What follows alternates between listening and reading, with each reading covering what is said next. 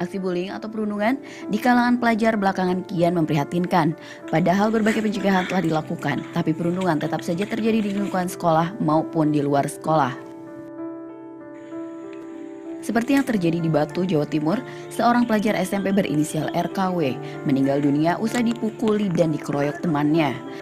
Ironisnya, motif pengeroyokan cuma gara-gara korban menolak diperintah temannya A untuk keperluan tugas sekolah dengan alasan sudah larut malam.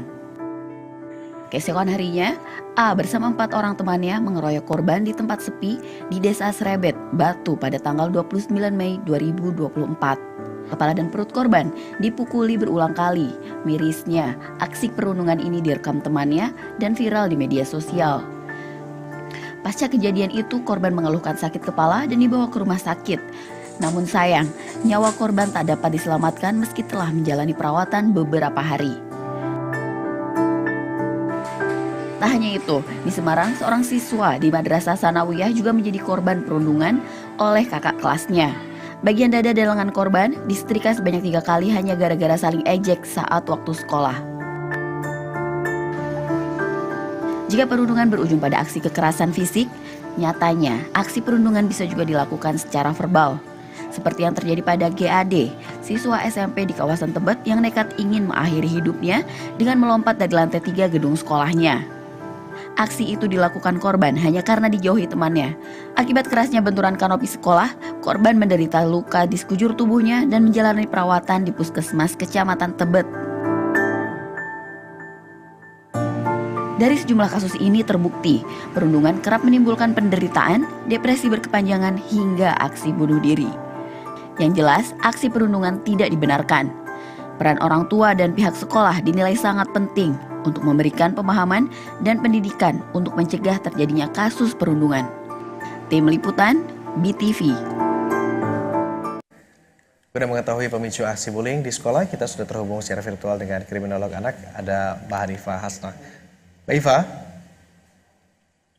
Selamat pagi, Mas Wilson, Mas Agung. Mbak Iva, makasih banyak udah berkenan gabung lagi bareng kita di obrolan pagi.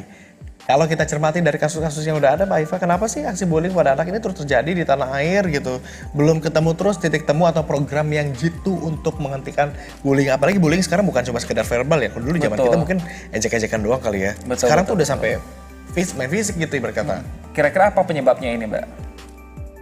Ya baik, kalau kita melihat ya pelakunya itu pasti remaja. Berarti di masa itu mereka belum terbentuk bagaimana cara mereka itu mengendalikan diri dan mengontrol perilaku, sehingga ketika mereka emosi, mereka tidak bisa melakukan apa yang seharusnya dilakukan.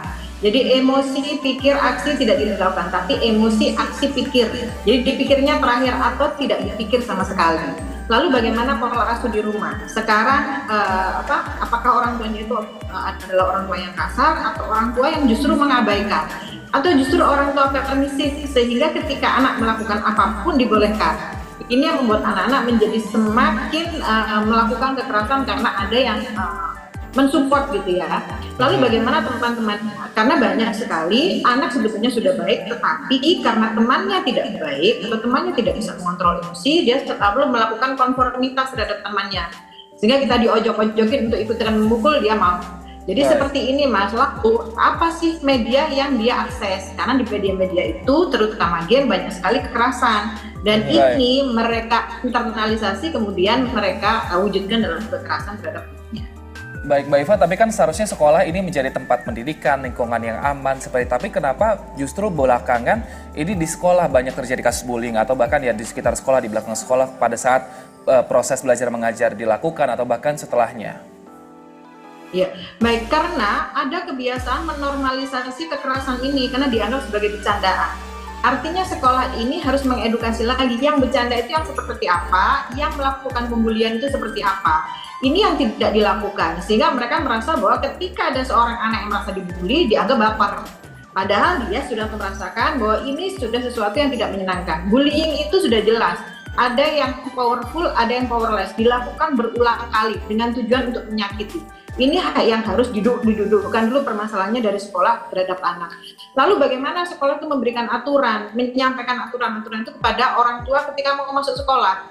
Karena sejatinya perbuatan buruk itu terus terjadi karena 4 hal ini tidak dilakukan, yaitu aturan, kedua sosialisasi, yang ketiga fasilitasi, yang keempat sanksi. Seandainya sekolah setiap hari Senin misalnya ketika upacara sudah menyampaikan, ketika kalian melakukan pembulian, kalian akan dipenjara selama 3 tahun 6 bulan dan denda maksimal 72 juta. Ketika korban kamu itu luka berat, kamu akan dipenjara selama 5 tahun dan denda 100 juta. Ketika korban kamu meninggal, kamu akan dipenjara selama 15 tahun dan denda maksimal 3 miliar. Ketika ini disampaikan siswa akan merasa bahwa oh ternyata ketika aku melakukan kenakalan, aku akan mendapatkan konsekuensi yang berat. Oke, Mbak Iva, kita punya data juga nih dari Federasi Serikat Guru Indonesia nih yang menyebutkan kalau kasus perundungan pada tahun 2023 ternyata mengalami kenaikan. Betul. Bahkan besarannya ini hingga 30 kasus nih kalau bisa kita lihat dari grafis. Ini padahal perundungan pada tahun 2022 ini cuma sekitar 21 kasus saja. Betul sekali. Selanjutnya kita lihat ya, 80% bullying di bawah kewenangan Kemendikbud Ristek ini, sementara ada 20% lagi di bawah Kementerian Agama. Nah, kita juga merasa akhirnya miris karena memang ternyata ini ada di kementerian yang memang menaunginya gitu ya. Betul. Sementara itu harusnya kasus perundungan terjadi pada jenjang pendidikan sekolah dasar 30% ya. Kemudian untuk SMP ada